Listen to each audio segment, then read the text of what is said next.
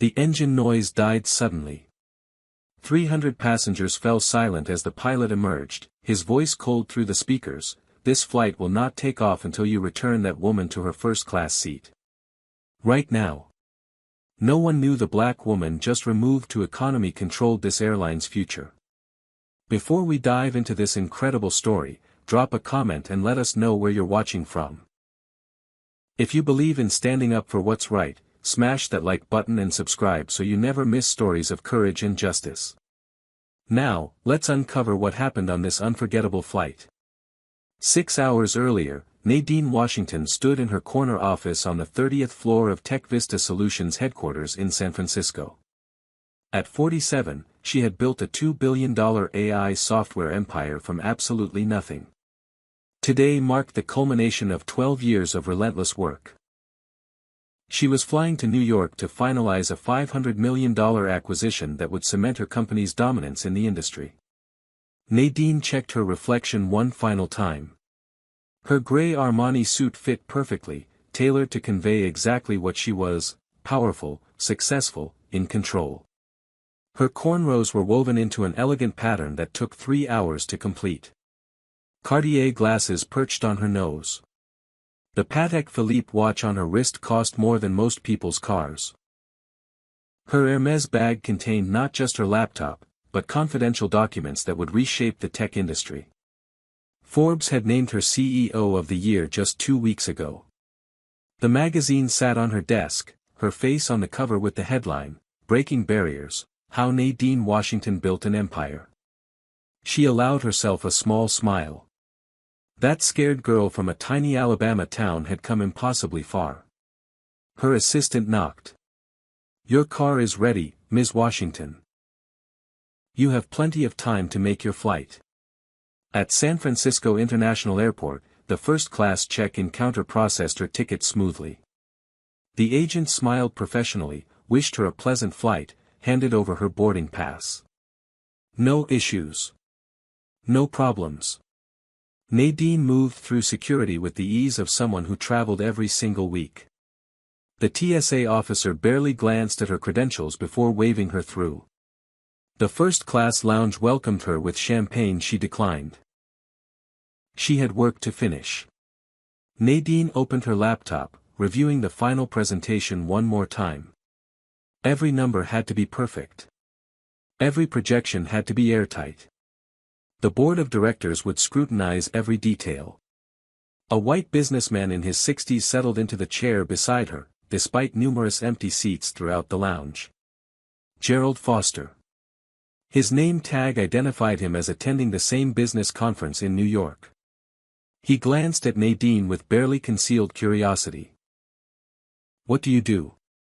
Gerald asked, his tone suggesting he expected her to say flight attendant or maybe administrative assistant.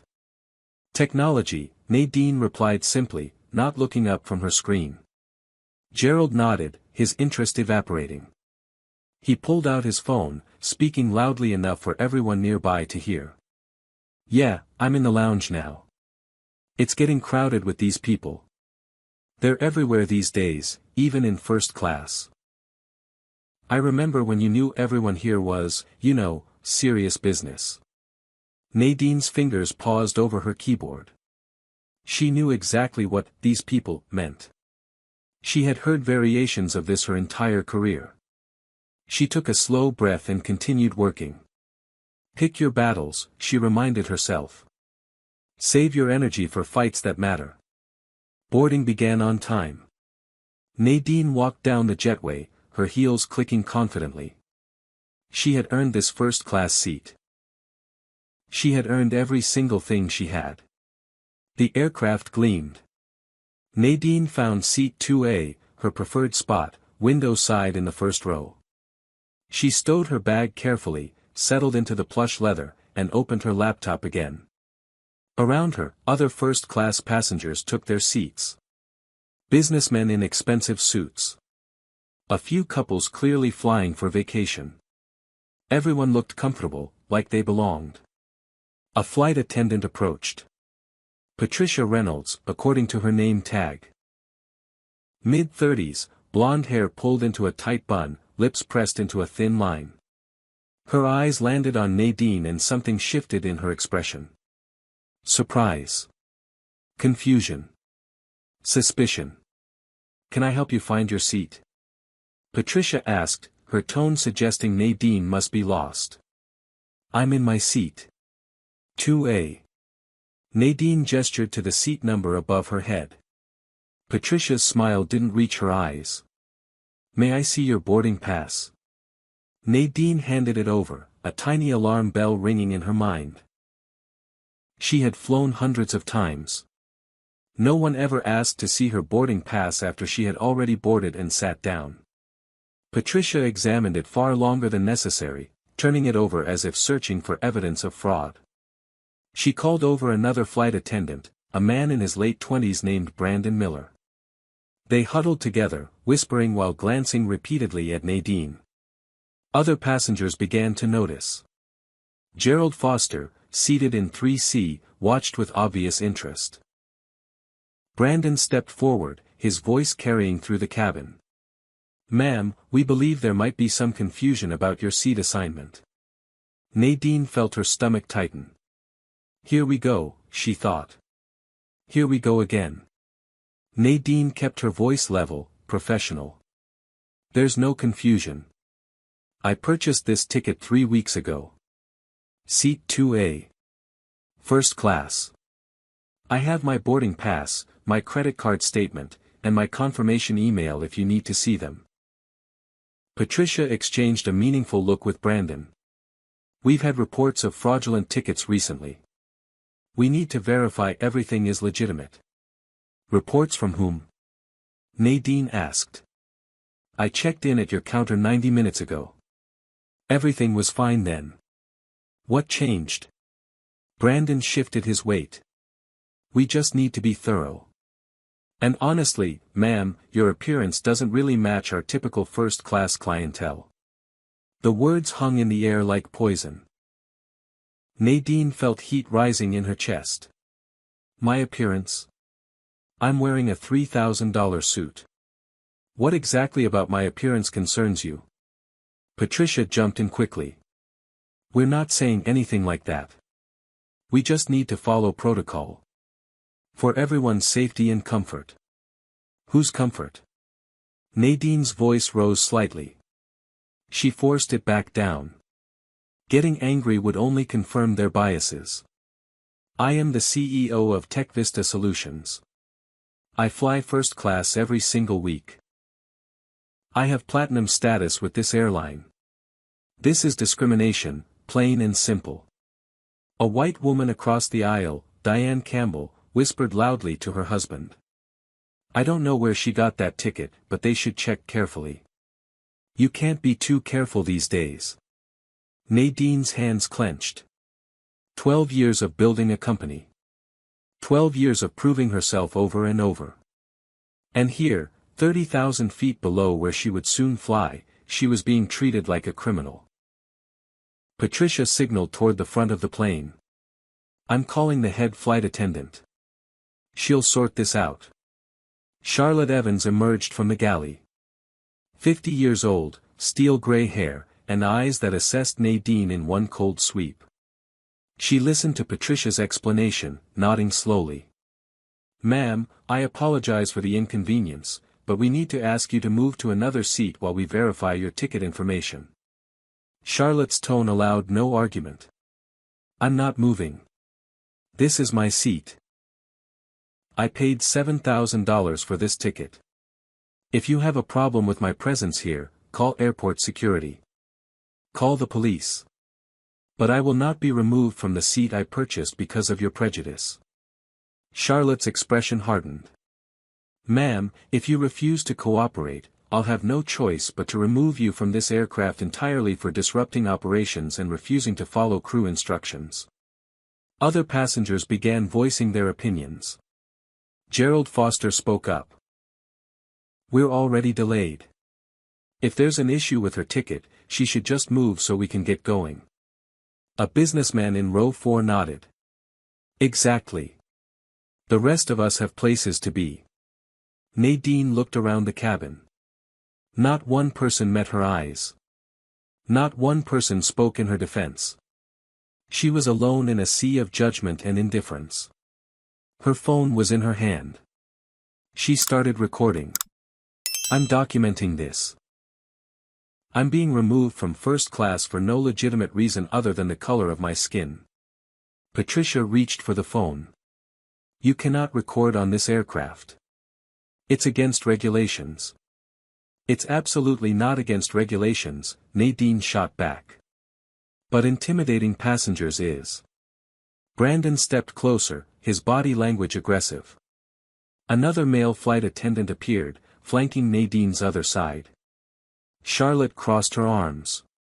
Ma'am, you have two choices. Move to economy voluntarily, or we will escort you off this plane and you won't fly at all today. Choose now. Nadine felt tears of frustration burning behind her eyes. She would not cry. She would not give them that satisfaction. But she also could not miss this meeting. Her entire company's future depended on it. Fine, she said quietly. I'll move.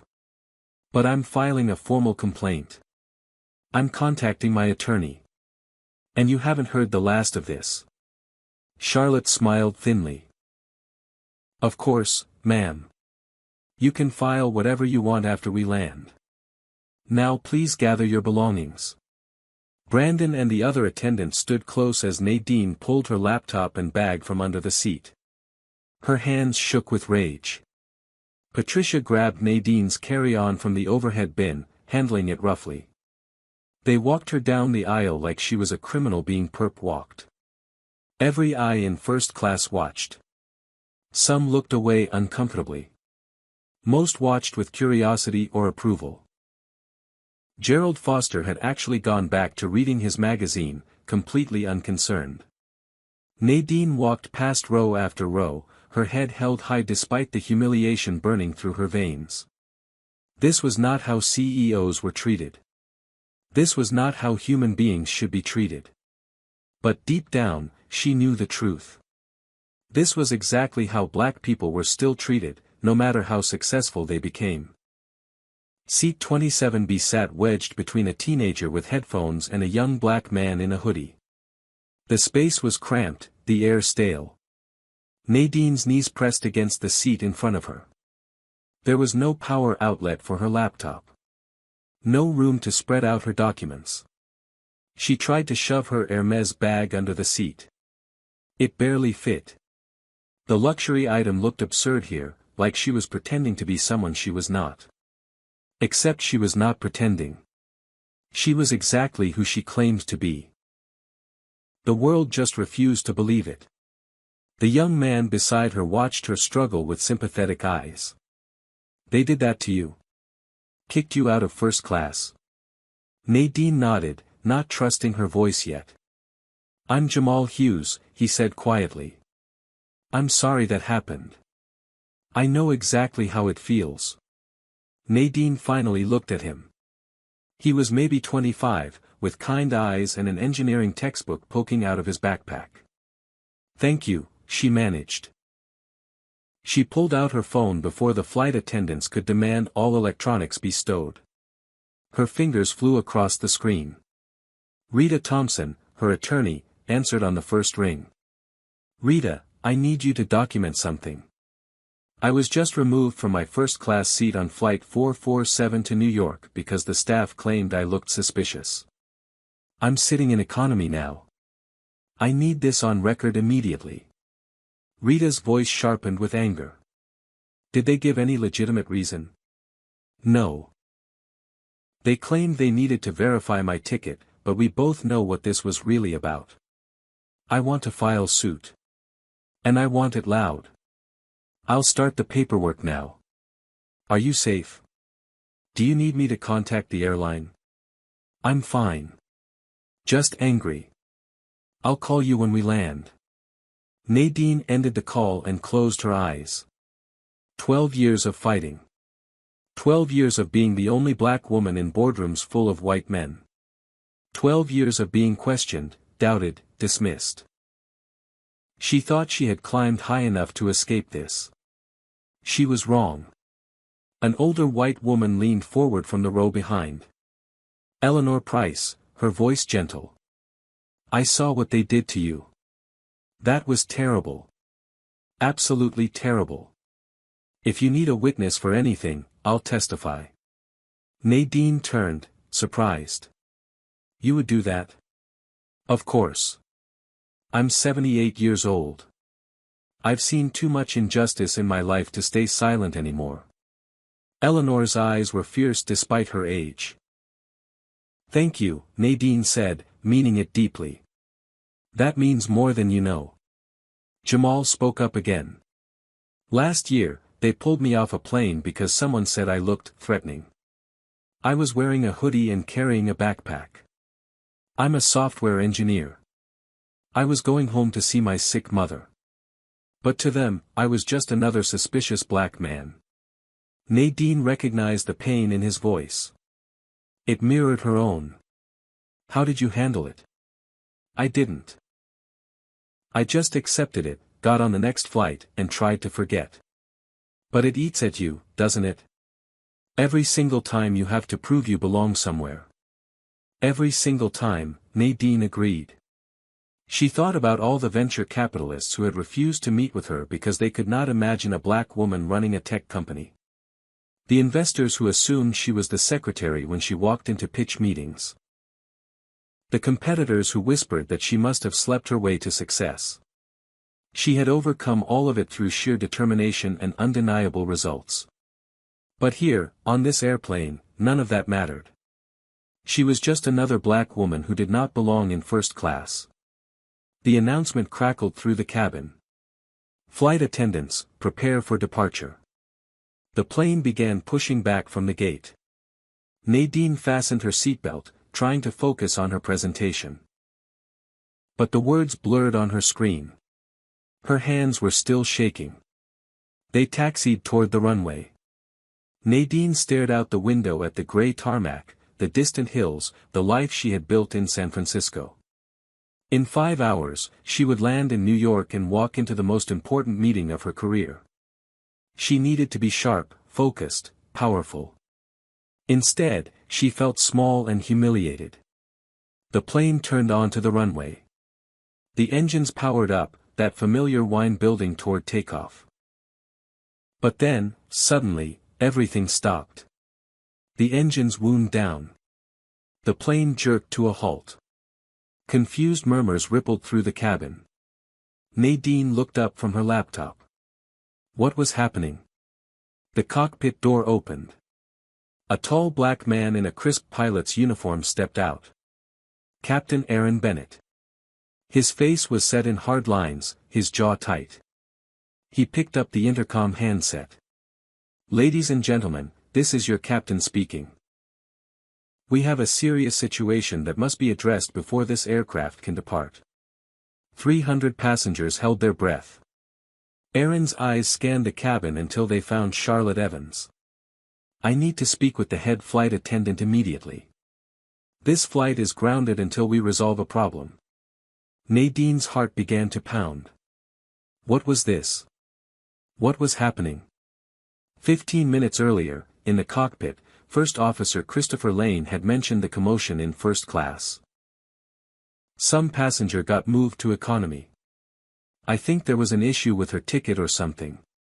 Aaron Bennett had been running through his pre-flight checklist, but something in Christopher's casual tone made him pause. What passenger? I don't know. Some black woman. Patricia and Charlotte handled it. Aaron's hand stilled on the controls. They moved a passenger from first class to economy. On what grounds? Christopher shrugged. Like I said, ticket issue, I think. Why? Because Aaron had lived this.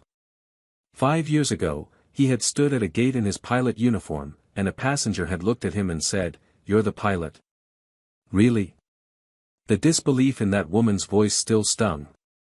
Last year, security had stopped him in the airport, demanding to see his credentials because someone reported a suspicious man in a pilot costume. He knew exactly what ticket issue meant when applied to a black passenger. Aaron called the flight attendant station. Charlotte answered. Yes, Captain. Tell me exactly what happened with the passenger you moved. Charlotte's voice was defensive. We had concerns about the validity of her ticket. We handled it appropriately. Her name. A pause. Nadine Washington. Aaron felt his blood run cold. Nadine Washington. CEO of TechVista Solutions. The woman whose company was negotiating a $500 million contract with this very airline to provide AI automation systems. The woman whose face had been on the cover of Forbes 2 weeks ago. He pulled up the passenger manifest on his tablet. There it was. Nadine Washington, Seat 2A, first-class ticket purchased 3 weeks ago, Platinum frequent flyer member, no flags, no issues, nothing irregular whatsoever. What exactly made you question her ticket? Aaron asked, his voice dangerously calm. Charlotte hesitated. She didn't seem like she belonged in first class. And when we asked to verify, she became difficult. Difficult how? Argumentative. Refused to cooperate with crew instructions. Aaron closed his eyes. He had heard this script before. He had lived this script before. Charlotte, did this passenger do anything actually wrong? Did she threaten anyone? Was she intoxicated? Did she violate any actual regulation? Silence. Did you move her because she's black? Aaron asked bluntly. Captain, I resent that implication.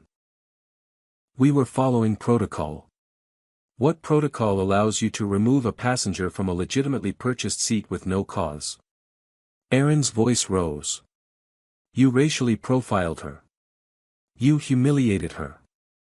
And you did it on my aircraft. Sir, with all due respect, cabin management is my responsibility. And this entire aircraft is mine. I'm grounding this flight. Christopher looked at him in shock. Aaron, what are you doing? Fixing a mistake. Aaron unbuckled his harness and stood. You can't ground a flight over a seating dispute. Watch me. Aaron walked out of the cockpit, his tall frame commanding immediate attention. He picked up the passenger address system microphone. His voice filled the cabin with quiet authority. Ladies and gentlemen, this is Captain Aaron Bennett. I apologize for the delay, but we have a serious matter that must be resolved before we can depart. A passenger on this aircraft was removed from her seat and relocated without just cause. This is unacceptable. We will not be taking off until this situation is corrected. Gasps and murmurs erupted throughout the cabin. Gerald Foster called out, Captain, we're already late. Whatever this is, can't it wait until we land? Aaron's gaze found Gerald and held it. No, sir. It cannot wait.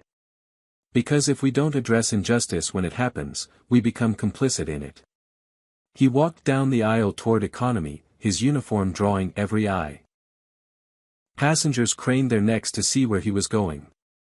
Charlotte stood frozen, her face pale. Aaron reached row 27. Nadine looked up at him, confusion and hope warring in her expression. Ms. Washington, Aaron said clearly, loud enough for nearby passengers to hear. On behalf of this airline and as captain of this aircraft, I apologize for the disgraceful way you were treated. You were removed from your rightful seat due to nothing more than prejudice and assumption. That ends now. I'm asking you to please return to your first-class seat. Comment number 1 if you think Captain Bennett did the right thing by grounding the flight. Hit that like button if you believe standing up for justice is more important than staying on schedule, and subscribe so you never miss incredible stories like this. Now here's the question, will Nadine accept his apology and return, or has the damage already been done? What would you do in her position? Let's find out what happens next. Nadine stared at him, her eyes shining with unshed tears. Jamal beside her smiled and nodded encouragingly. Eleanor from behind reached forward and squeezed Nadine's shoulder. Aaron extended his hand. Please. Let me correct this wrong. Slowly, Nadine stood. She gathered her belongings, her hands steadier now. As she stepped into the aisle, the passengers in economy began to clap. It started with Jamal, then Eleanor, then spread through the cabin. People Nadine did not know, would never meet again, applauding her simply because it was right.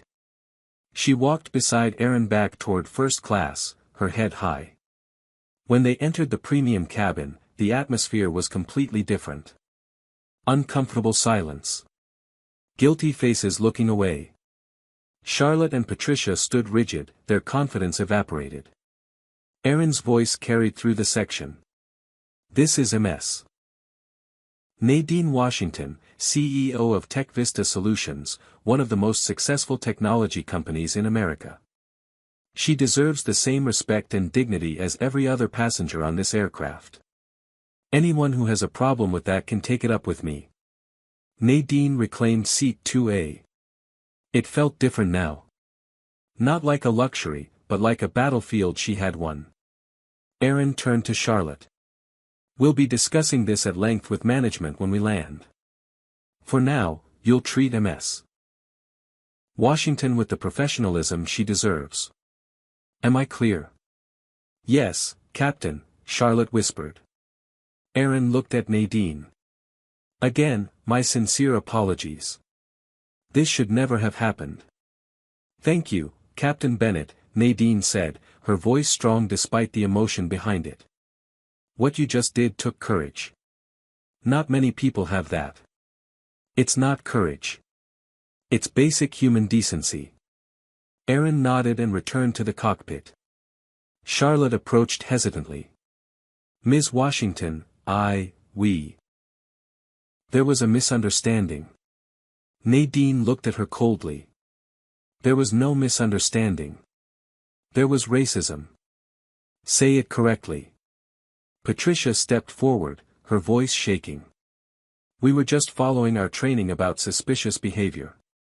And what about my behavior was suspicious? Be specific. Nadine's voice could have cut glass. Was it my expensive suit? My designer bag? Or was it simply my skin color?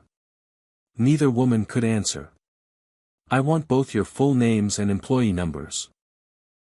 My attorney will need them. Charlotte's face went white. Please, Ms. Washington. We could lose our jobs. You should have thought about that before you humiliated me in front of hundreds of people. A man from row 3 stood up. Harold Pierce, distinguished looking with gray temples. Ms. Washington, I owe you an apology too. I sat here and said nothing. I recognized your name, I know your company, and I still stayed silent. That was cowardly. Nadine nodded acknowledgement. But Gerald Foster muttered, loud enough to be heard, this whole circus. All over a seat. Nadine spun toward him. This is not about a seat. This is about whether I get treated like a human being or a criminal based solely on my appearance. Diane Campbell, Gerald's seatmate, chimed in. Well, if you had just cooperated from the start instead of making a scene, none of this would have happened. Harold Pierce turned on her. Mrs. Campbell, you're making this worse. The staff had no right to question her in the first place. I'm just saying, all this drama could have been avoided. Aaron's voice came from the cockpit doorway. He had heard the exchange. If anyone is uncomfortable with how I've handled this situation, you're welcome to deplane now and take a later flight. I'll arrange it personally. But if you remain on this aircraft, you will treat every passenger with respect. Final warning. Absolute silence. Aaron returned to the cockpit. The engines powered up again. This time, the plane rolled forward. Nadine opened her laptop, her hands still trembling but her mind racing. The presentation for New York could wait. She opened a new document and began typing notes. This was not over. Not even close. She was going to make sure it never happened to anyone else again. As the plane climbed to cruising altitude, Nadine tried to focus on work. But concentration remained impossible. Her mind kept replaying the humiliation, the anger, the moment Aaron had stood up for her when no one else would. An hour into the flight, Aaron emerged from the cockpit again. He stopped at Nadine's row, gesturing to the empty seat beside her. "May I sit for a moment?" "Please." Aaron settled in, his presence somehow calming. "How are you doing?" "Honestly?" Nadine considered lying, saying she was fine. But this man had just grounded a flight for her. He deserved honesty. "I'm angry. I'm hurt. And I'm tired of having to prove I belong everywhere I go." Aaron nodded slowly. "I understand that exhaustion. 10 years ago, I was the youngest captain this airline ever promoted. Black man, 29 years old, flying 700 passenger jets. The number of people who questioned my qualifications, my competence, even my right to be in the cockpit." He shook his head. "There was a passenger once who refused to fly because she didn't trust a black pilot.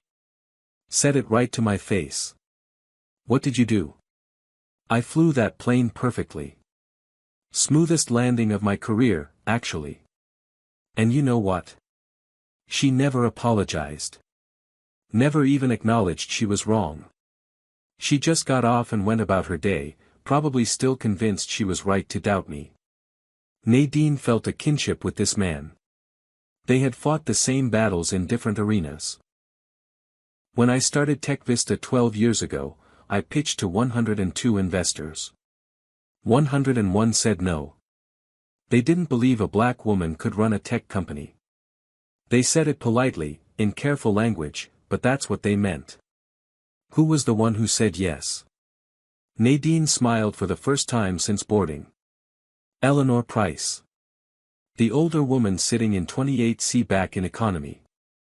She gave me $500,000 when no one else would even meet with me. She told me that betting against determined women, especially black women, was the worst investment mistake men kept making." Aaron glanced back toward economy. "She spoke up for you earlier, didn't she? Eleanor always speaks up. She taught me that success isn't just about proving doubters wrong. It's about living long enough to change the system that created the doubt in the first place." Aaron leaned forward, his expression serious. "I know TechVista is negotiating a major contract with this airline. AI automation systems, right? $500 million. Nadine raised an eyebrow.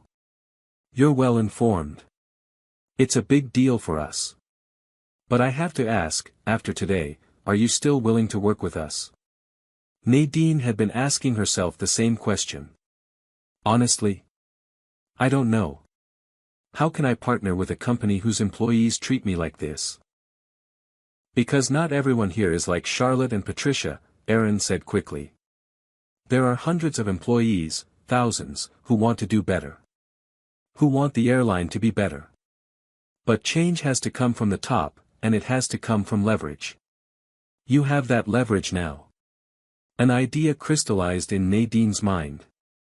"If I move forward with this contract, it won't be business as usual. I'll require conditions. Mandatory anti-discrimination training for every employee. A zero-tolerance policy for racial profiling. Independent oversight. And consequences that actually matter." Aaron's eyes lit up. "That would be transformative. I'll support it however I can. In fact, I'll propose something similar to leadership. We need systemic change, not just punishing individuals after the fact." Nadine pulled out her phone, opened her email. She typed quickly, addressing her attorney Rita Thompson. "Rita, draft 2 documents. First, a conditional partnership agreement with the airline. Second, a class action lawsuit framework against discriminatory practices in commercial aviation. I want both ready when we land." She looked at Aaron. "I'm not just fighting for myself. I'm fighting for every black person who gets pulled aside at security, questioned about their ticket, treated like they don't belong. I'm using every resource I have." That's exactly what you should do. Meanwhile, in the back of economy, Jamal and Eleanor had struck up a conversation. Eleanor was telling him about her decades of investing, her commitment to supporting entrepreneurs the traditional financial world overlooked. I didn't invest in Nadine because I was certain she'd succeed, Eleanor explained. I invested because she deserved the chance. And you know what? She exceeded every expectation. That company is worth $2 billion now. My initial $500,000 is worth $80 million. Jamal's eyes widened. $80 million. Money matters, sure. But what matters more is that Nadine created hundreds of jobs, developed technology that helps millions of people, and proved that black women belong at the top of any industry they choose. That's the real return on investment. Back in first class, Charlotte and Patricia huddled in the galley, their voices low and panicked. We're going to get fired, Patricia whispered. She's a CEO. She has lawyers. We're done.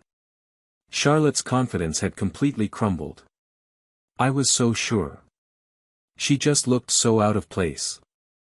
I've been doing this job for 20 years, and I've never seen anyone like her in first class. That's the problem, isn't it? Patricia said quietly. We judged her based on what we expected to see, not on who she actually was. Gerald Foster, sitting nearby, overheard their conversation. For the first time, doubt crept into his certainty. He pulled out his phone, began searching for Nadine Washington. When her Forbes cover appeared, when he read about her achievements, about TechVista's valuation, his stomach sank. He called his lawyer, keeping his voice low. If I was present during an incident of racial discrimination but didn't actually say anything discriminatory myself, can I be held liable? The lawyer's response made Gerald go pale. He ended the call, his hands shaking slightly. This was not just an inconvenience. This could destroy his reputation. Diane Campbell noticed his distress. What's wrong? That woman is incredibly powerful. And we just watched her get humiliated. Some of us even encouraged it. We didn't do anything wrong. We were just passengers. But Gerald was not so sure anymore. The flight continued, the miles disappearing beneath them. Nadine worked on her laptop, but her focus had shifted. Instead of reviewing her acquisition presentation, she was outlining her demands for the airline. Concrete changes. Measurable accountability. Real consequences. Aaron came by one more time before landing. I filed my incident report. I didn't sugarcoat anything. Charlotte and Patricia will face disciplinary action at minimum. But I also recommended you be contacted directly by our CEO to discuss how we can prevent this from ever happening again. I'll be waiting for that call, Nadine said. As New York appeared on the horizon, Nadine felt different than she had taken off from San Francisco. Still angry, yes. Still hurt. But also energized. Focused. Ready to turn her pain into power. The plane touched down smoothly at JFK. As they taxied to the gate, Nadine gathered her belongings. She caught Charlotte watching her nervously. Ms. Washington, Charlotte began, but Nadine held up a hand. Save it. We'll all have our day in court if necessary. Or in conference rooms if your airline chooses to do the right thing. Either way, this conversation is over. The jetway connected. Nadine stood, walked to the exit with dignity. Aaron appeared at the cockpit door. Ms. Washington, I wish you success in your meeting. And I meant what I said. Thank you for not letting this go. Thank you for being the one person who stood up when it mattered. Nadine stepped off the plane into the terminal and immediately saw the crowd. Reporters with cameras. Microphones thrust forward. Eleanor had called the press from the air, ensuring this story would not be buried. Ms. Washington. Can you comment on what happened on that flight? Nadine stopped. Looked directly into the cameras. Today I was removed from my first-class seat because flight attendants decided, based solely on my skin color, that I did not belong there. I was humiliated, treated like a criminal, and forced to economy. If not for the courage of Captain Aaron Bennett, who stopped the flight and demanded I be returned to my seat, I would have endured that injustice in silence like countless others before me. Are you planning legal action? I'm planning something more effective than legal action. I'm planning change. Real, systemic change. Stay tuned. She walked away, leaving the reporters scrambling for follow-ups. Her phone was already ringing. Her board of directors. Her investors. Everyone had seen the news. Sterling Hughes, her board chairman, was the first she answered. Nadine, we saw what happened. Are you all right? I'm fine. And I have a new direction for our airline contract negotiations. We're not just selling them technology. We're selling them accountability. I'm listening. As Nadine climbed into the car taking her to Manhattan, she allowed herself a small smile. The meeting she was heading to would determine her company's future. But what had just happened on that plane? That would determine something far bigger. That would determine whether the next black woman who bought a first-class ticket would be treated like she belonged there. The car merged onto the Van Wyck Expressway, heading toward Manhattan. Nadine's phone had not stopped ringing. She answered the most important calls, sent the rest to voicemail. The incident had already gone viral. #Justice for Nadine was trending on social media. Video taken by passengers was everywhere. But first, she had a meeting to dominate. TechVista's New York office occupied 3 floors of a gleaming tower in Midtown. When Nadine walked into the conference room, the entire board of directors stood and applauded. These were some of the most powerful people in technology, and they were applauding her. Sterling Hughes approached, his expression a mixture of pride and anger. We all saw the news. What they did to you was inexcusable. It was predictable, Nadine corrected. Black people face this treatment every single day. The difference is I have resources and a platform to fight back. Most don't. She took her seat at the head of the massive conference table, opened her laptop, and pulled up not the acquisition presentation, but something else entirely. Before we discuss the merger, we need to talk about the airline contract. I'm proposing we use our leverage to force systemic change. For the next hour, Nadine laid out her vision. The airline would not just buy their AI technology. They would commit to comprehensive anti-discrimination training, develop accountability measures, create an independent review board for passenger complaints, and fund a $10 million justice initiative. Board member Victoria Chen raised her hand. Those are significant demands. They might walk away from the deal entirely. Then we find another airline, Nadine said simply. I will not build technology for a company that treats people like I was treated today. Our values have to mean something. The board voted. Unanimous support. Sterling made the call to the airline's CEO, David Preston, right there in the meeting. David, you've seen the news. Nadine is here with us. Before we continue our contract discussions, she has some non-negotiable conditions. Across the city, in the airline's executive offices, chaos reigned.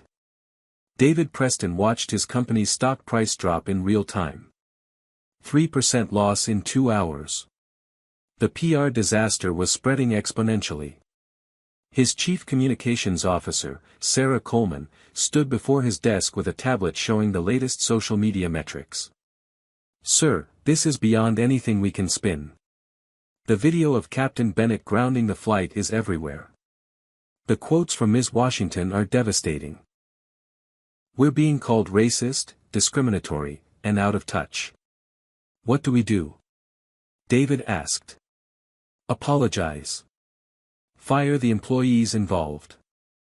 And pray Ms. Washington doesn't sue us into oblivion. David's assistant interrupted. Sir, Sterling Hughes from TechVista is on the phone. He says it's urgent. David picked up, putting it on speaker.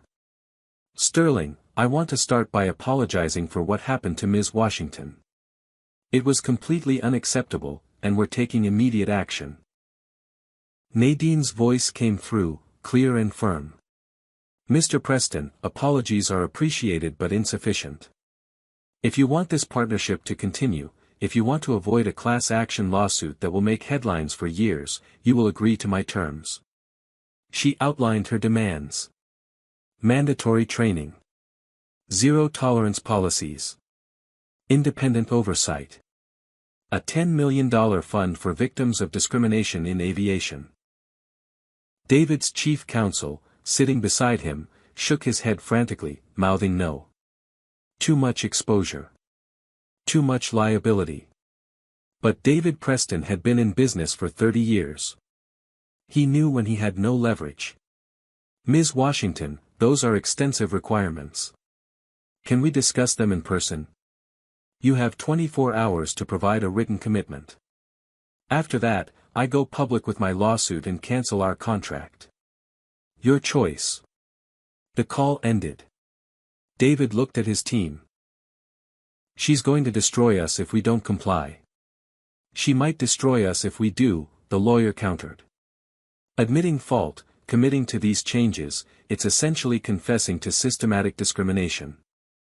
Sarah, the communications officer, disagreed. She's going to prove systematic discrimination with or without our admission. At least this way, we control the narrative. We become the company that chose to change rather than the company that got sued into change. David made his decision. Set up a meeting with Ms. Washington. Today if possible. We're going to give her what she wants. Back at the Plaza Hotel, where Nadine had checked in after her board meeting, she received the call. David Preston wanted to meet within hours. She agreed, setting the location as neutral ground, a private room at the hotel. When David arrived with his lawyer and communications chief, Nadine was already seated with Rita Thompson and 2 other attorneys from the firm she kept on retainer. David began with an apology. Ms. Washington, what happened to you was reprehensible. Charlotte Evans and Patricia Reynolds have already been terminated. We're reviewing our entire training program. Terminating 2 employees doesn't fix the system that allowed them to behave that way, Nadine responded. I want commitments in writing. Binding commitments with financial penalties if you fail to meet them. The negotiation lasted 3 hours. Nadine did not yield on a single point. David tried to soften some requirements, reduce the financial commitment, but she refused every compromise. Finally, exhausted and recognizing he had no alternative, David agreed. We'll draft the documents tonight. You'll have them tomorrow morning for review. One more thing, Nadine added. Captain Aaron Bennett. The man who grounded that flight to defend me. I want him promoted to Director of Diversity and Inclusion Training. Full executive salary, full authority to implement changes throughout the company. David blinked. That's a very specific request. Captain Bennett proved he has the courage to do what's right even when it's difficult. That's exactly who should lead this initiative. Make it happen. David nodded slowly. I'll offer him the position. Don't offer. Give it to him. He earned it. After David left, Rita turned to Nadine with admiration. You just leveraged one incident into company-wide reform. That's remarkable. This isn't about revenge, Nadine said quietly. It's about making sure the next black woman who sits in first class doesn't have to fight the same battle I did. Over the following week, the dominoes fell rapidly. The airline announced sweeping changes. David Preston held a press conference with Nadine at his side, acknowledging the company's failures and committing to transformation. Charlotte Evans and Patricia Reynolds appeared on morning television, tearful and apologetic. Charlotte spoke haltingly. I thought I was doing my job. I realize now that my assumptions, my biases, caused real harm. I'm deeply sorry. I'm using this as an opportunity to learn and change. Patricia added, I followed along because I didn't have the courage to question authority. Silence makes you complicit. I should have spoken up. Both women began working with civil rights organizations, using their experience as a cautionary tale in diversity training programs. Gerald Foster faced his own reckoning. His company lost several major clients who did not want to be associated with someone present during a discrimination incident. He was forced to resign from his board positions. In a video statement, he acknowledged his failure. I watched injustice happen and did nothing. I told myself it wasn't my business, wasn't my problem. I was wrong. Silence is participation. Meanwhile, Eleanor Price became a media darling. At 78, she gave interview after interview about the importance of supporting entrepreneurs from underrepresented communities. I've made 42 investments in companies led by women of color. 39 of them have been profitable. The other 3 are still growing. Bias isn't just morally wrong. It's financially stupid. Jamal Hughes received an unexpected call from Nadine herself. I hear you're a software engineer. How would you like to work on something that matters? I'm building an AI system that can detect discriminatory patterns in customer service interactions. I need someone who understands both the technology and the lived experience. Jamal accepted immediately. Within months, his work would help develop technology that airlines, hotels, and retail companies would use to identify and address bias in their operations. The airline stock price, after initially dropping, began to recover as positive press about their transformation efforts spread. Customer satisfaction surveys showed dramatic improvement, particularly among Black passengers who reported feeling safer and more respected. 6 months after the incident, the airline released their progress report. Discrimination complaints had decreased by 92%. Employee satisfaction was up. And contrary to the fears of some executives, profitability had actually increased. Treating customers with respect turned out to be good for business. Nadine watched all of this unfold with satisfaction, but she knew the work was not finished. She had turned her personal pain into corporate policy. Now she needed to turn it into lasting change. 3 months after the incident, Nadine stood at a podium at the National Civil Rights Museum in Memphis.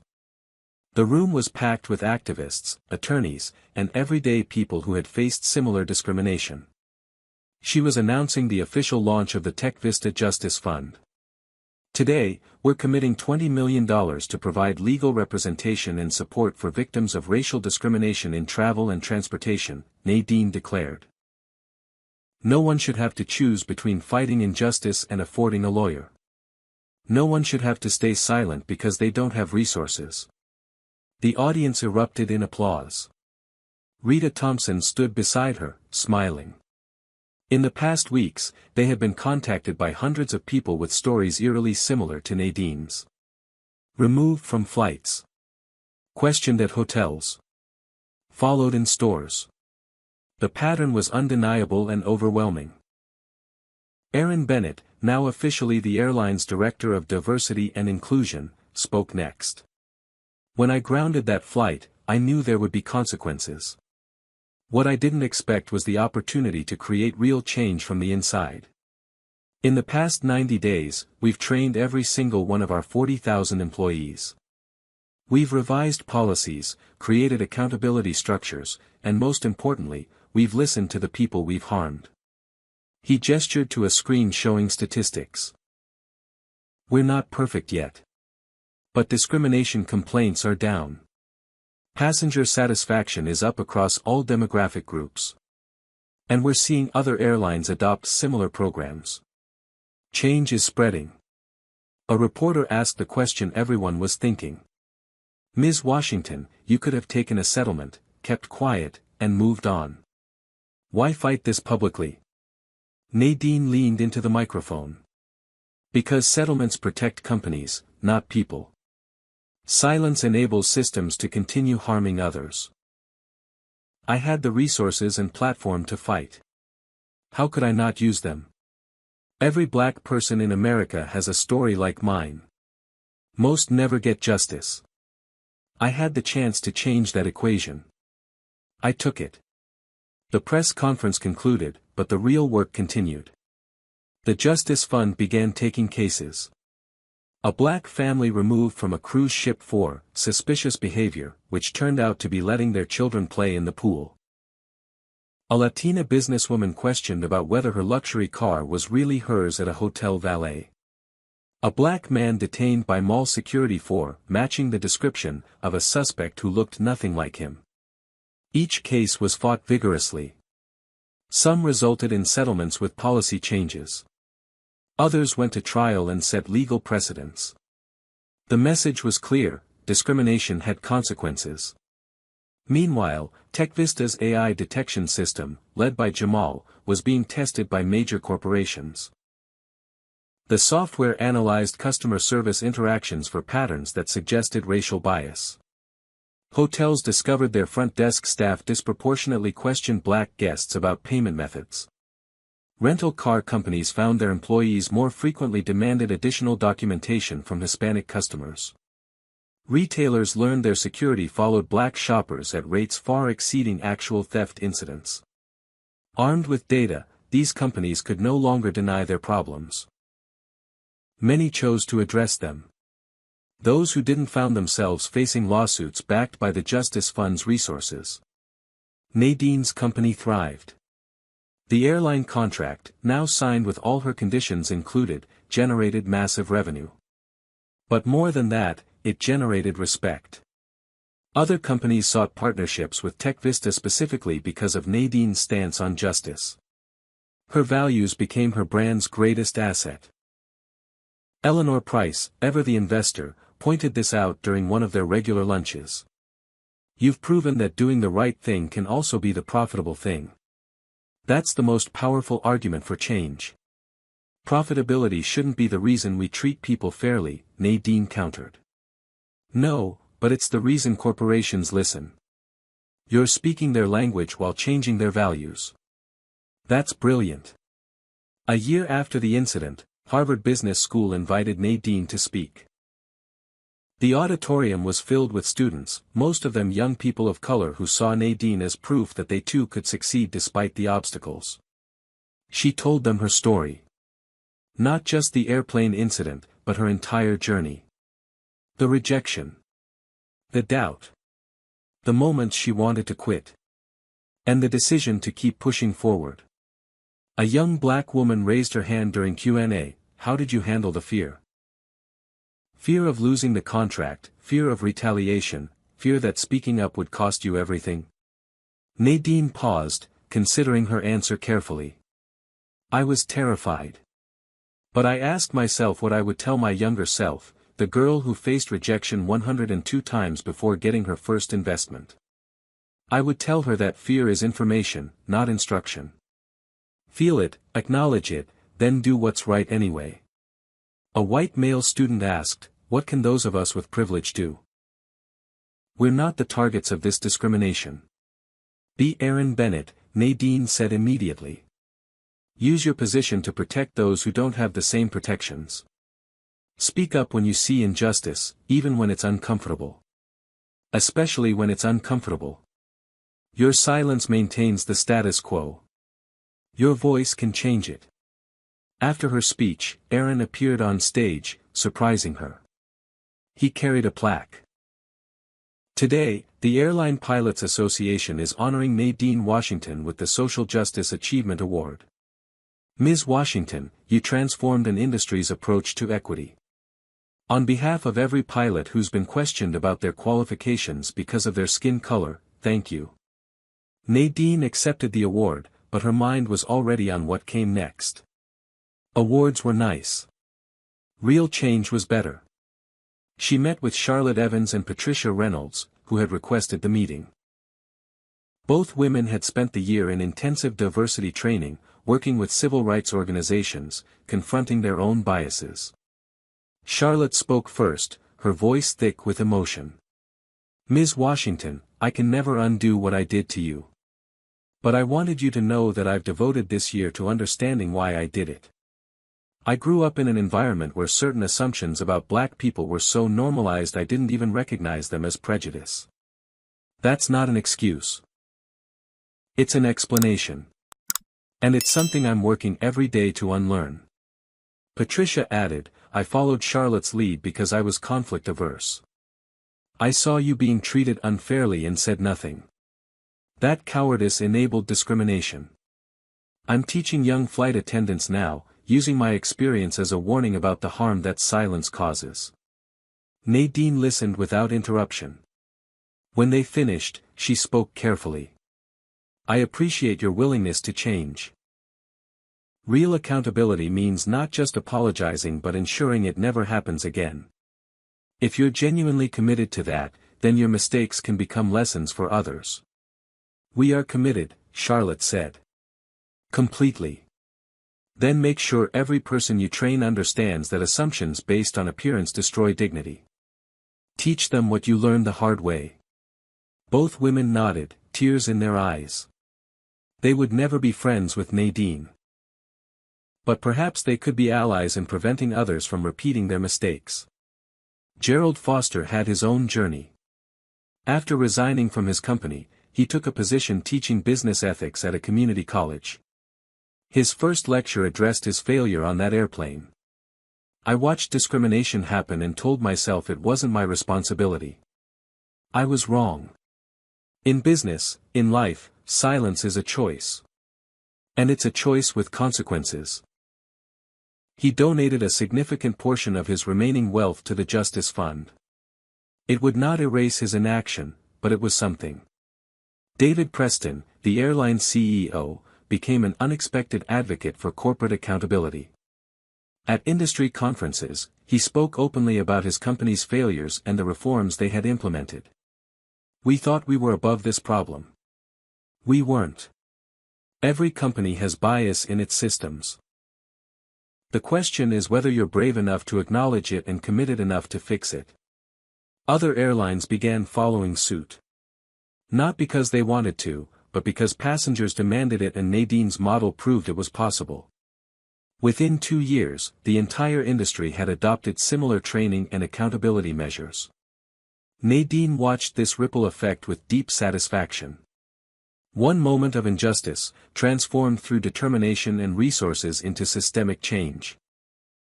It was not perfect.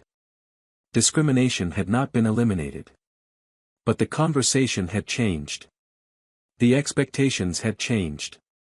And most importantly, the consequences had changed.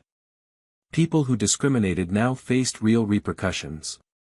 Companies that enabled discrimination faced legal and financial costs. And victims of discrimination had a champion with the resources to fight back. That was progress. 2 years after the incident, Nadine received an invitation that brought tears to her eyes.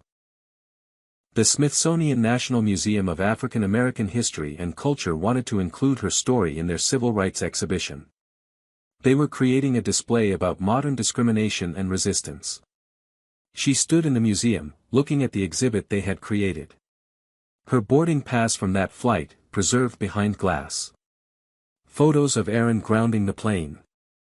Newspaper headlines about the reforms that followed. And a video screen playing her press conference statements on loop. Future generations will see this, the curator explained. They'll understand that civil rights battles didn't end in the 60s.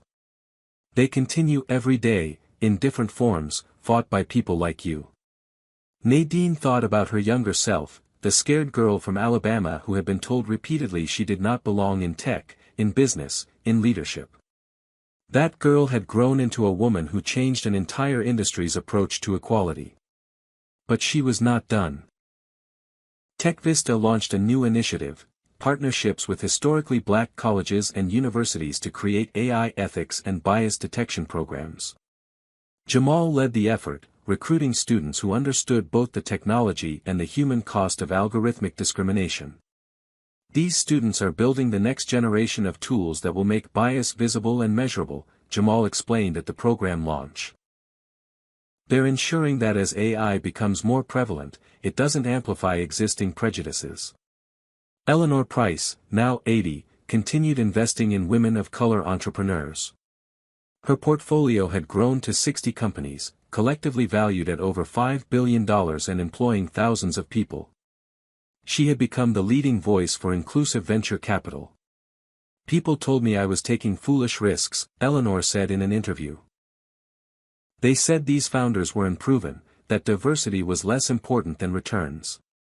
I've outperformed 90% of traditional VC firms. Turns out betting on talented people regardless of their skin color or gender is not just ethical. It's profitable. Aaron Bennett's diversity training program became the gold standard in aviation. Other industries adapted his model. Hotels, cruise lines, rental car companies, and even retail chains implemented similar approaches. Aaron wrote a book, Grounding Bias: How One Decision Changed an Industry. It became required reading in business schools. Charlotte and Patricia, meanwhile, had become unlikely advocates. They traveled to companies, sharing their story as a cautionary tale. Charlotte would stand before rooms full of employees and say, "I was the villain in a national news story. I destroyed someone's dignity because of my unchecked assumptions. Learn from my mistake. Question your biases before they hurt someone." Their message resonated precisely because they were not heroes. They were people who had failed, faced consequences, and chosen to change. David Preston retired from the airline, but his final act as CEO was establishing an endowment for discrimination prevention research. "I want my legacy to be not just running a successful airline, but running an airline that treated every passenger with equal dignity." We didn't start there. But we got there. That matters. The Justice Fund had grown beyond anything Nadine initially imagined. With $20 million in initial funding and additional donations from corporations seeking to demonstrate commitment to equity, the fund now supported legal representation for discrimination victims across multiple industries. Rita Thompson, leading the fund's legal team, tracked their impact. "We've won or settled 342 cases in 2 years. More importantly, we've forced policy changes at 67 major companies. Every victory creates precedent that protects others." But Nadine's proudest moment came when she returned to her hometown in Alabama. The small rural town where she had grown up, where she had been one of only 3 black students in her high school, where guidance counselors had told her to set realistic career goals. She stood in that same high school gymnasium, now renovated and renamed the Nadine Washington STEM Center, speaking to students who looked like her younger self. "I was told I didn't belong in technology. I was told companies like Tech Vista couldn't be built by someone like me. I was told to accept discrimination as an inevitable part of life." She paused, looking at the young faces before her. "I refused to accept any of it. And that refusal changed not just my life, but the lives of thousands of others." A young black girl, maybe 13, raised her hand. "Ms. Washington, do you ever get tired? Fighting all the time?" Nadine smiled softly. "Every single day. But you know what gives me energy? Knowing that because I fought, maybe you won't have to fight the same battles. Maybe your path will be a little easier. Maybe when you sit in first class someday, no one will question whether you belong there. That's what makes the exhaustion worthwhile." Her former teacher, Mrs. Martinez, now retired, attended the event. Afterward, she pulled Nadine aside. "I always knew you were special. But you exceeded even my wildest hopes. You told me I belonged in any room I chose to enter," Nadine reminded her. "You were the first person who made me believe that. I never forgot." The school announced a scholarship fund in Nadine's name, providing full college funding for black students pursuing STEM degrees. Nadine contributed the first $1 million personally. As she left her hometown, driving past familiar streets transformed by time, Nadine reflected on her journey. From that small town to running a billion-dollar company. From being removed from a first-class seat to changing how an entire industry operated. She thought about Aaron, who had risked his career to do what was right. Eleanor, who had believed when no one else would. Jamal, who had turned his own experiences of discrimination into tools to combat it. Even Charlotte and Patricia, who had harmed her but then chosen to be part of the solution. Change was possible. Not easy. Not quick. But possible. Her phone rang. It was Sterling Hughes. "Nadine, we just closed the acquisition. TechVista is now a $3 billion company. The Justice Fund work, the airline reforms, the HBCU partnerships, all of it strengthened our brand and attracted investors who value our mission. You built something that's both profitable and purposeful." Nadine thanked him and ended the call. She pulled over at a rest stop, looking out at the landscape. Somewhere on a plane overhead, people were traveling. Some in first class, some in economy. And because of what had happened 2 years ago, because of the choice she made to fight rather than accept, those passengers were more likely to be treated with dignity regardless of their skin color. That was the real return on investment. Not the billions in company valuation. Not the awards and recognition. But the knowledge that the next black woman who boarded a plane would have slightly better odds of being treated like she belonged there. Nadine got back in her car and continued driving toward the airport. She had another flight to catch. First class, naturally. And this time, she knew exactly how the story would unfold. She would be treated with respect. Not because she was a CEO. Not because she was famous. But because the systems had changed. Because enough people had decided discrimination was unacceptable. Because silence was no longer the default response to injustice. As her plane took off that evening, Nadine looked out the window at the world below. So much had changed. So much still needed to change. But progress was real, visible, measurable. She opened her laptop and began drafting her next initiative. The fight was not over. It would never truly be over. But every victory made the next one more possible. And that was enough to keep going.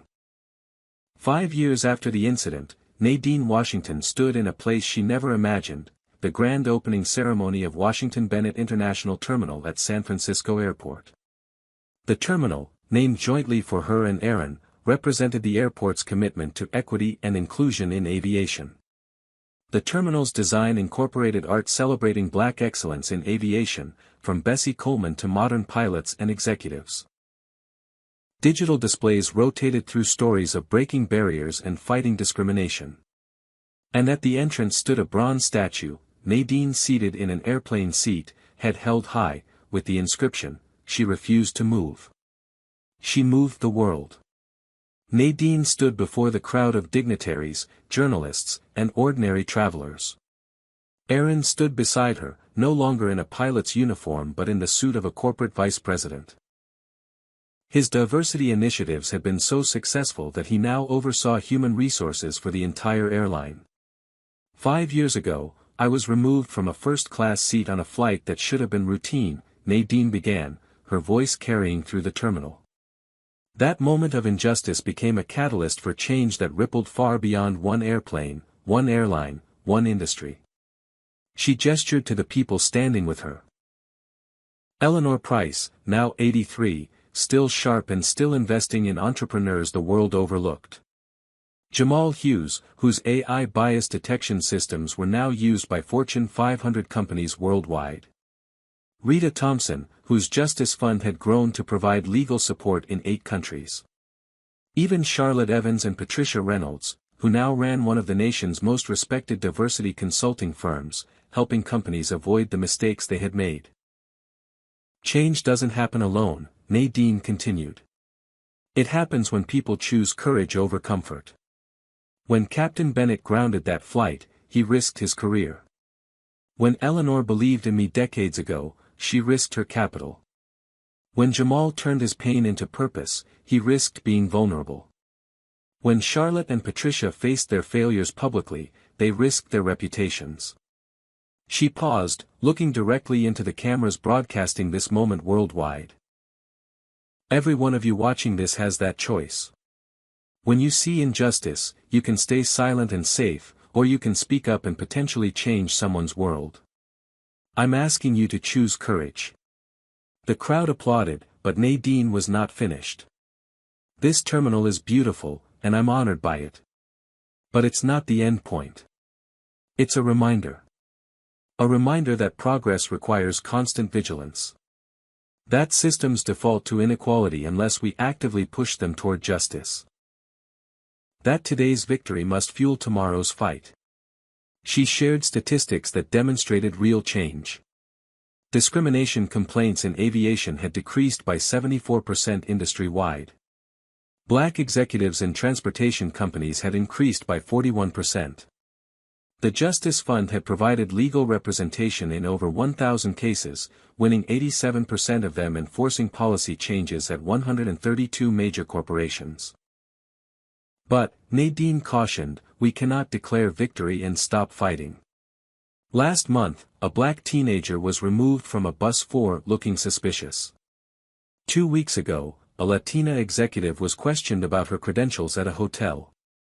Yesterday, an Asian American family was profiled at airport security.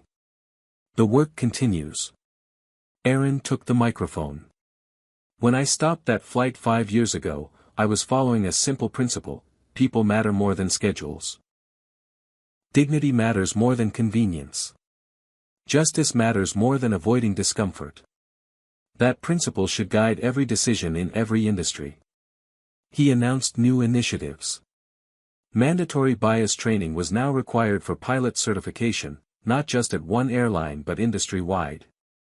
Flight attendant programs included extensive modules on recognizing and combating discrimination. And airports were implementing passenger advocate programs, independent representatives who could intervene when travelers faced unfair treatment.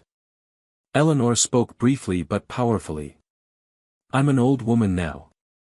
I've lived through segregation, civil rights battles, and the slow march toward equality.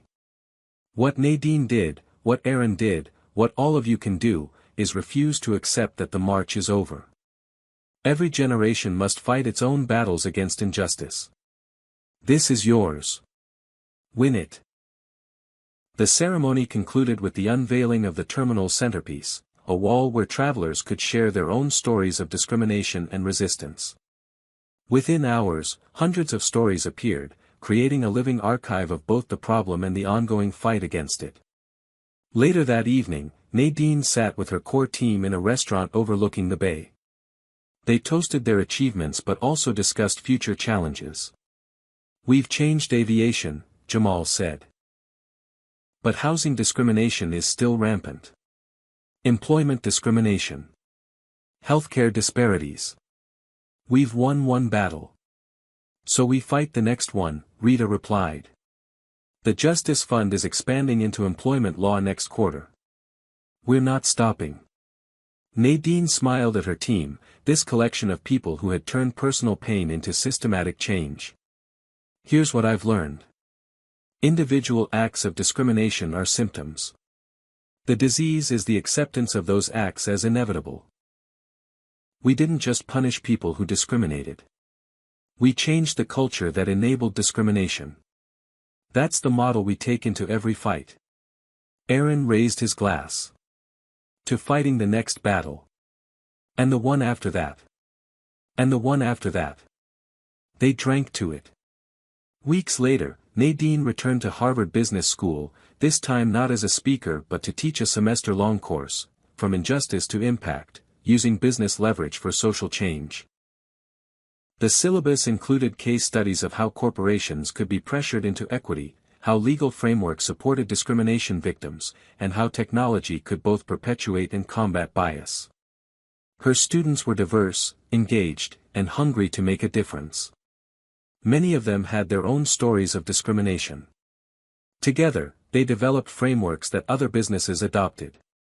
One student, a young black woman named Maya, stayed after class one day. Professor Washington, I want to do what you did. Build a company, use it to create change. But I'm scared. What if I fail? Nadine remembered asking herself the same question countless times. Failure is likely. I failed more times than I succeeded. But every failure taught me something. And the successes, when they came, mattered because I had failed first. Don't be afraid of failure. Be afraid of not trying. Maya nodded, determination replacing fear in her eyes. Nadine saw her younger self in that expression. The semester ended, but Nadine's work did not. TechVista continued innovating, the Justice Fund continued fighting, and the ripples from that day on the airplane continued spreading. Airlines that had resisted change found themselves losing customers to competitors who embraced equity. Hotels that ignored discrimination complaints faced boycotts and legal action. Companies across industries realized that treating people fairly was not just ethical but economically essential. On the 5th anniversary of the incident, Nadine flew first class from San Francisco to New York. The same route. The same airline. But everything else was different.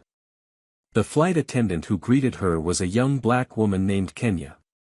"Welcome aboard, Ms. Washington. It's an honor to serve you." Nadine smiled. "The honor is mine. How long have you been flying?" 6 months.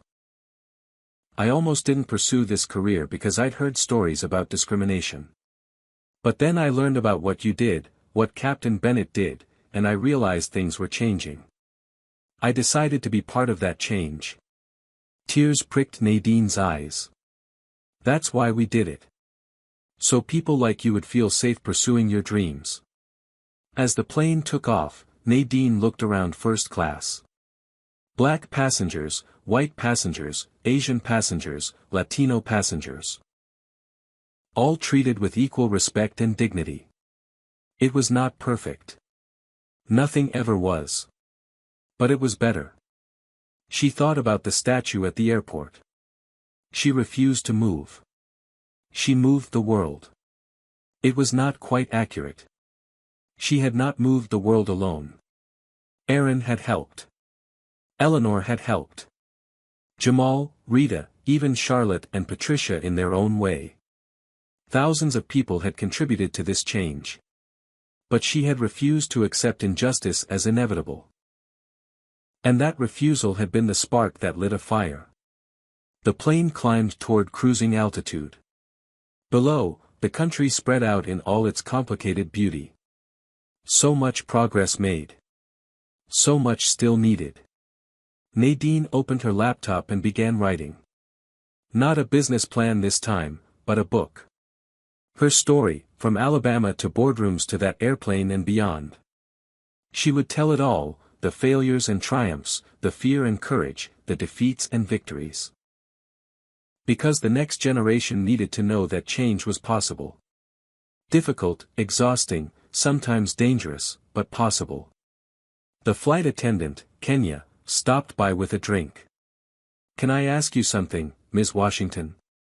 "Of course." "Was it worth it? All the fighting, the lawsuits, the attacks from people who said you were overreacting. Was it worth the cost?" Nadine looked at this young woman who felt safe enough to pursue her dreams because others had fought for that safety. She thought about every victim of discrimination who now had legal support. Every employee who received training on combating bias. Every policy that had been rewritten to protect rather than harm. "Yes," she said simply. "It was worth every single moment." Kenya smiled and moved on to serve other passengers. Nadine returned to her writing, the words flowing easily now. Hours later, the plane descended into New York. The same city where this journey had reached its turning point 5 years ago. Nadine gathered her belongings, preparing to deplane. As she walked through the terminal, she passed the Washington Bennett terminal plaque. She paused, reading the inscription one more time. She refused to move. She moved the world. Not alone, she thought. Never alone. But she had started it. And sometimes, starting was the hardest and most important part.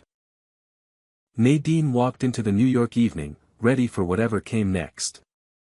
The fight for justice never ended. But tonight, she could rest knowing she had moved the needle. She had made the world measurably better. And tomorrow, she would wake up and move it a little bit more. What's your story of witnessing or experiencing discrimination? Drop a comment below and share it. If this story inspired you, smash that like button and subscribe so you never miss powerful narratives of courage and change. Share this video with someone who needs to hear this message. Together, we can continue moving the world toward justice. Thank you for watching, and may you always have the courage to refuse to move when justice demands you stand firm. Until next time, keep fighting for what's right. This story teaches us that silence in the face of injustice makes us complicit. When Nadine was wrongfully removed from her seat, most passengers stayed silent, prioritizing their convenience over her dignity. Captain Aaron Bennett showed us that true leadership means using your position to protect those who cannot protect themselves, even when it disrupts the status quo. His decision to ground the flight demonstrated that schedules matter less than human dignity. The transformation of Charlotte and Patricia proves that people can change when forced to confront their biases. Their journey from perpetrators to advocates shows that accountability combined with education creates real growth. Meanwhile, Eleanor Price exemplified how allies with privilege should invest in those the system overlooks, not just with words but with tangible resources and unwavering support. Nadine's response teaches perhaps the most crucial lesson: don't just seek personal justice, demand systemic change. She leveraged her position not for revenge but for reform, ensuring her experience would prevent future discrimination.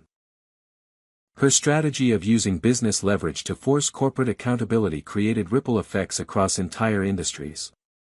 Finally, this story reminds us that progress requires constant vigilance. Discrimination evolves, taking new forms in each generation. The fight for equality is not a destination but an ongoing commitment. Each of us must choose daily whether we will be bystanders who enable injustice or activists who challenge it, knowing that our smallest actions can spark monumental change. Have you ever witnessed discrimination and regretted staying silent? Or did you find the courage to speak up like Captain Bennett? Share your story in the comments below. If you believe that standing up for justice matters more than convenience, hit that like button right now. Subscribe and turn on notifications so you never miss stories that inspire courage and demand accountability. Share this video with someone who needs to hear that one person's refusal to accept injustice can truly move the world. What would you have done in Nadine's position? Would you have accepted the humiliation quietly, or fought back knowing it might cost you everything? Drop a comment with your honest answer. And here's a challenge.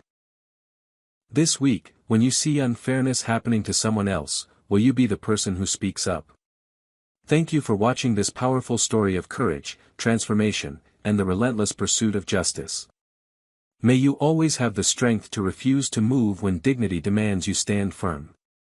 Remember, change starts with people like you who believe a better world is possible and are willing to fight for it. Until next time, keep standing up for what's right, keep demanding better from the systems around you, and keep believing that your voice matters. Together, we can create a world where everyone is treated with the respect they deserve.